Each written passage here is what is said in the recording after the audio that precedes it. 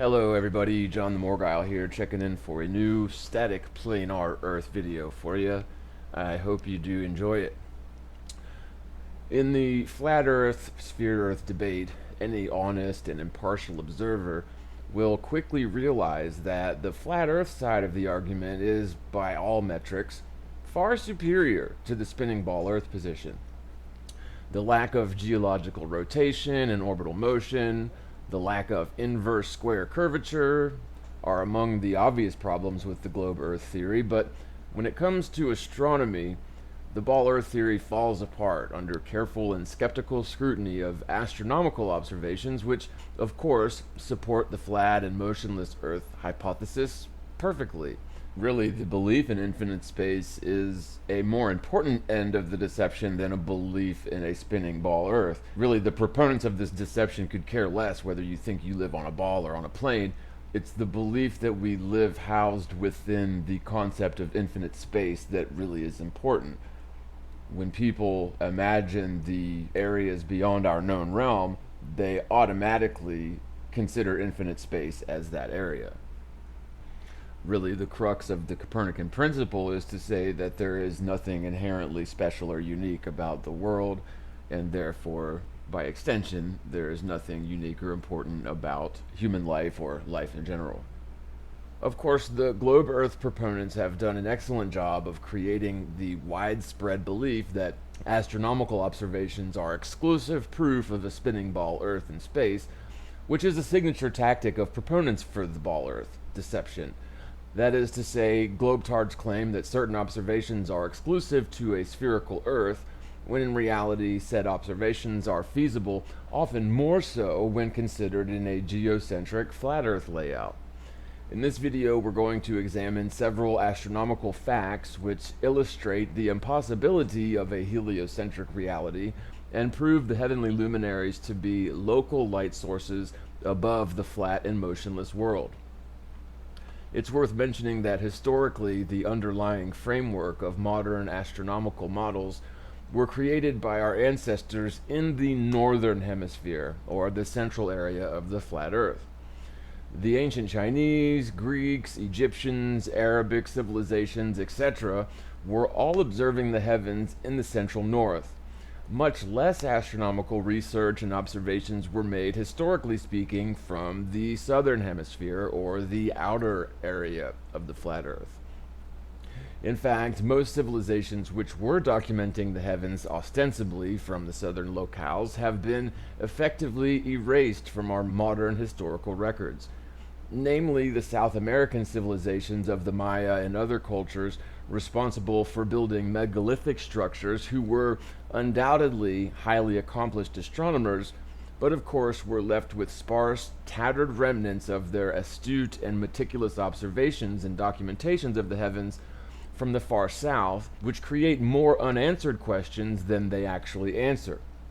For example, the long count calendar of the ancient Maya demonstrates their civilization's astronomical prowess and stands as a testament to their keen observations and documentation of the heavens from a southern hemisphere point of view.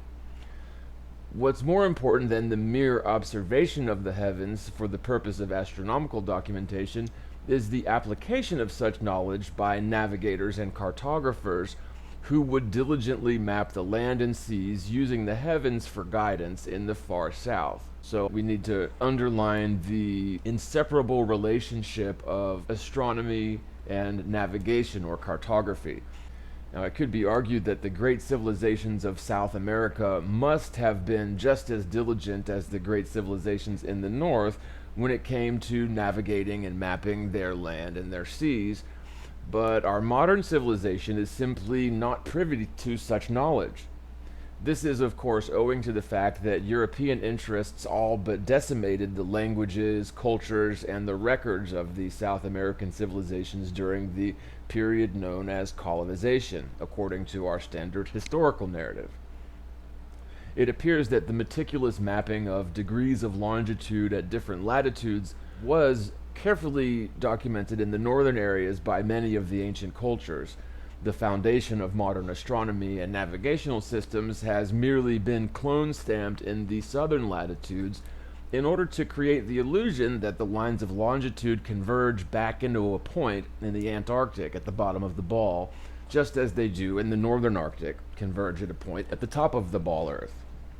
This is why mariners who were navigating the southern seas during the centuries after Columbus and Magellan circumnavigated the northern area often found themselves at odds with their reckoning when navigating the southern seas, under the assumption, of course, that the world was in fact a ball where the degrees of longitude incrementally decreased the further south one travels, down to a point of zero at the southern pole. At any rate, the point of all this excursion was to illustrate how navigation and astronomy were developed in the north and passed down to our modern civilization to this day, whereas the same cannot be said for the south, which was instead buried, historically speaking. In order to create an accurate and complete model of the flat Earth, extensive geodetic and geodesic surveying of the far south must be undertaken by our modern civilization. Such a thing has never been done. If and when that happens, I would predict that a very accurate and complete model can be created, but only after such extensive work is done. At this point, we're going to examine the globe-Earth infinite space hypothesis through the lens of astronomy in order to illustrate some major problems with the standard prevailing model of the universe. Hopefully, we'll shed light on some big problems with the standard model, which become clear when we see instances of observable reality contradicting the globe-Earth theory. We should state that if the globe-Earth or Copernican system was indeed true, then all observations would jive with that theory.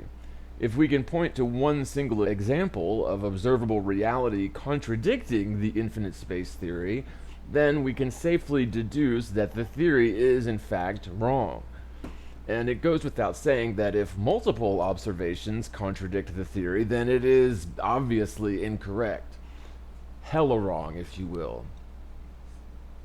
We should quickly mention that the religion of scientism has enjoyed multiple generations of immunity to skeptical criticism by rational adults, due to the fact that the heliocentric dogma was forced into the minds of our youth systematically and culture-wide by the schooling system.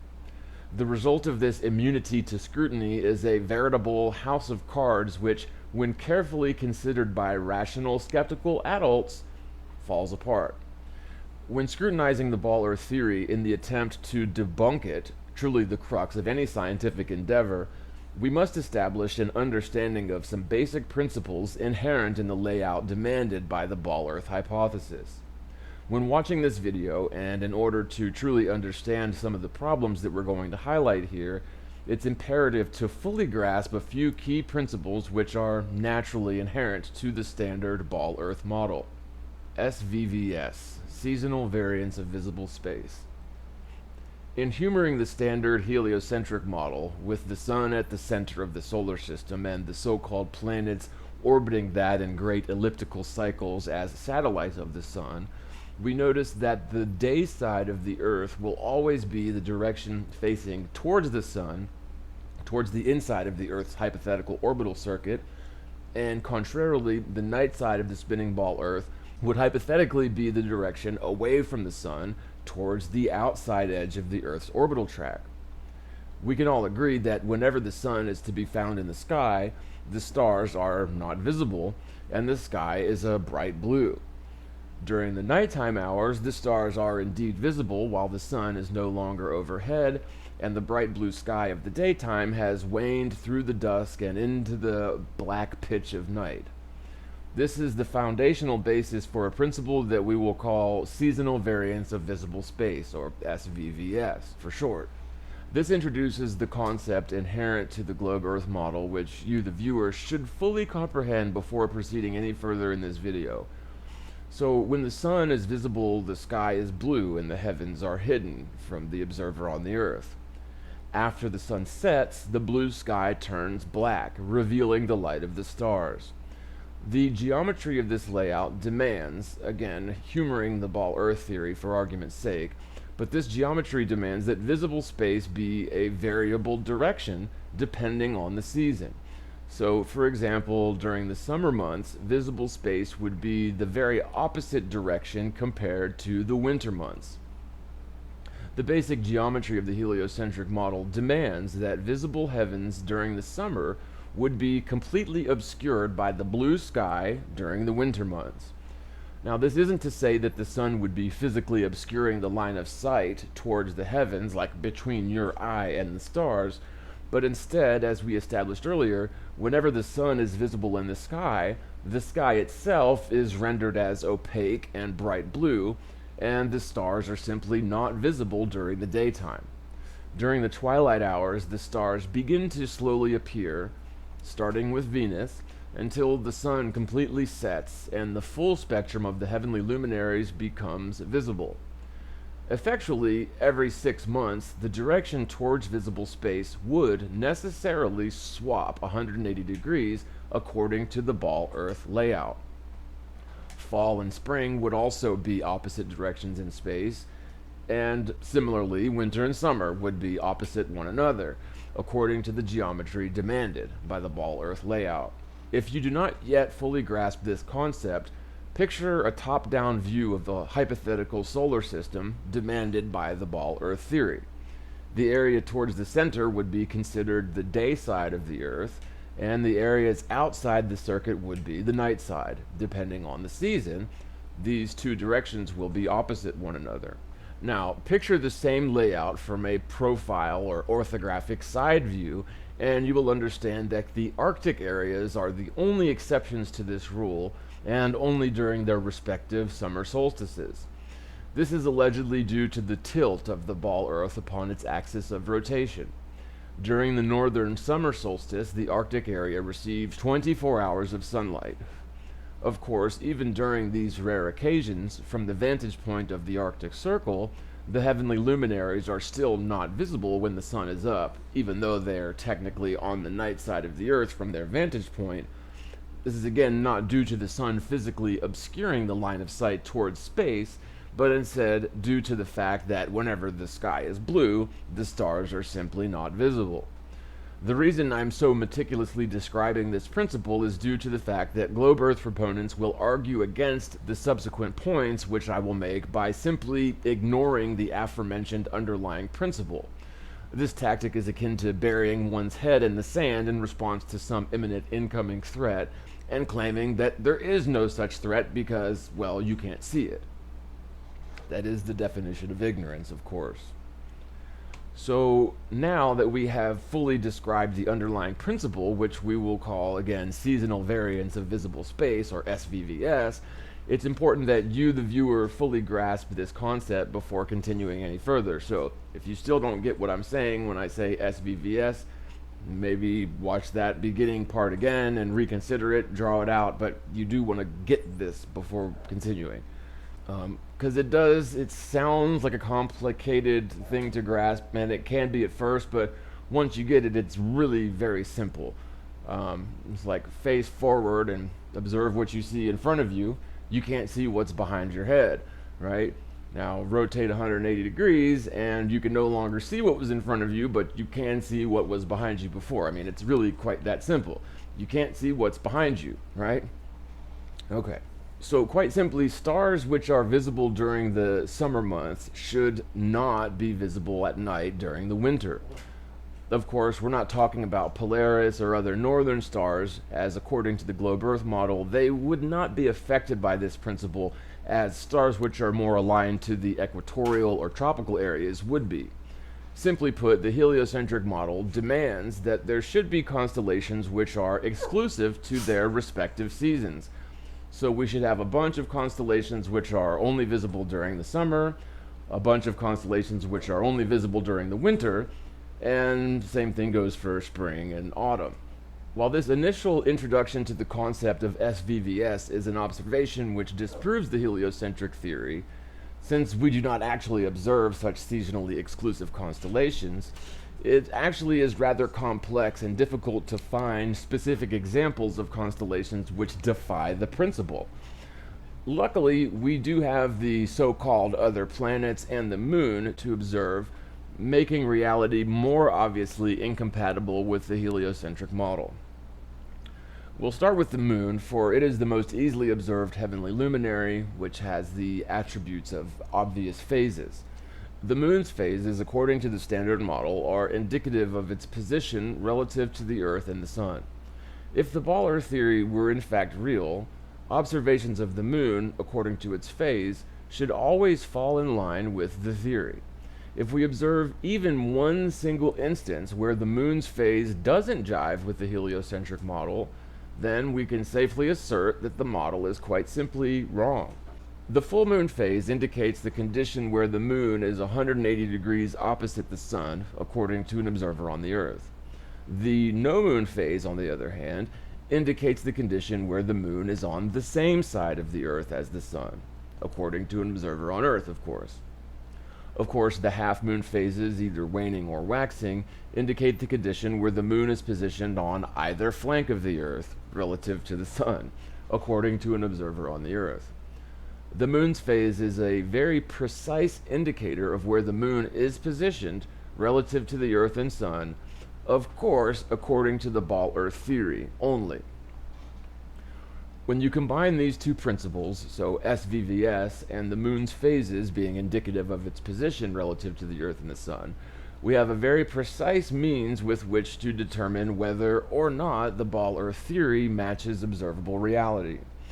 In short, the full moon, or even the nearly full moon, so we'll say like 90% full, waxing or waning really makes no difference, should never be visible in the sky during the daytime hours. The full moon should be aligned to the night side of the Earth exclusively, which means if anyone has ever observed the full moon, or even nearly full moon, in the sky during the daytime hours, then the heliocentric model simply doesn't match observable reality. Since we cannot actually see the moon when it's in its no moon phase, consider that the slight crescent moon, so 5 or 10% crescent moon, again, waxing or waning makes no difference at all, the crescent moon should be aligned to the night side of the Earth, and as such, if anyone anywhere ever has observed a crescent moon during the night hours, then the heliocentric model is thus debunked. So I'm here to tell you, and you can check up on this, that the full moon has often been observed during the broad daylight hours, and the crescent moon has often been observed in the middle of the night, thus debunking the ball Earth theory completely.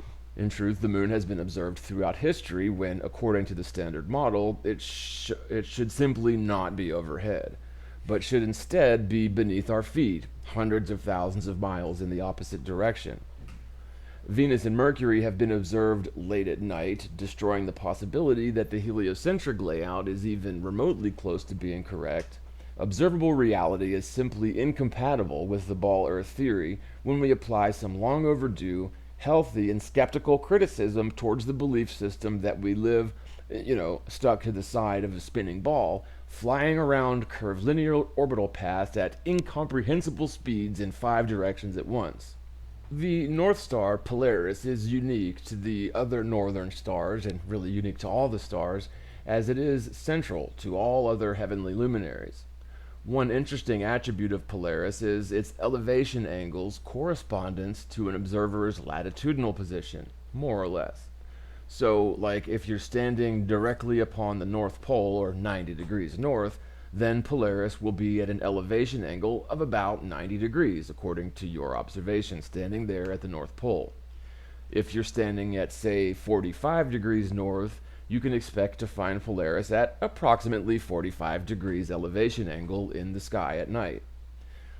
Same thing goes with 15 degrees north. Polaris would be approximately 15 degrees elevation angle in the sky, and so on and so forth. If we consider this interesting fact about Polaris from a third-person sort of orthographic view once again, we can find an opportunity to apply the Pythagorean theorem towards the heliocentric model in order to test it, in order to determine whether or not the model aligns to observable reality.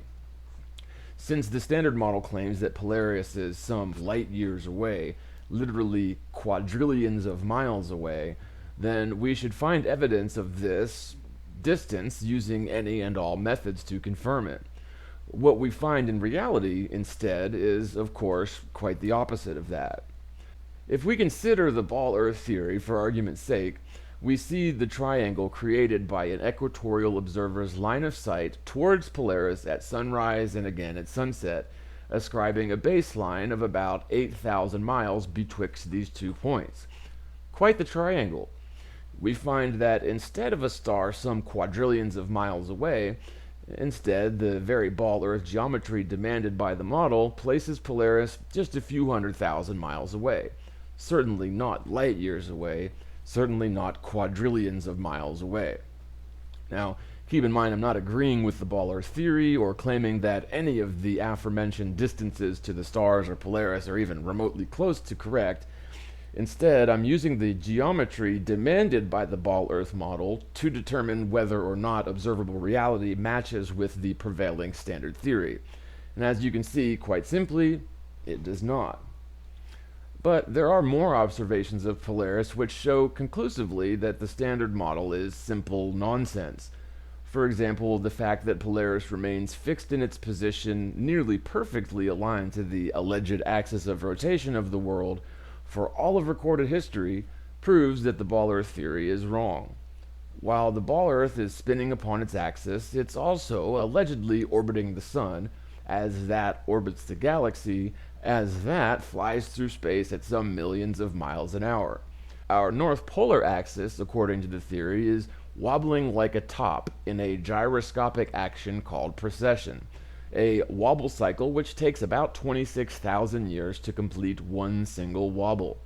So, as the Earth's axis of rotation is aligned to an arbitrary, variable direction in space, depending on a variety of cyclical motions, somehow Polaris, allegedly some light years away, remains fixed in alignment above our polar axis for all of recorded history.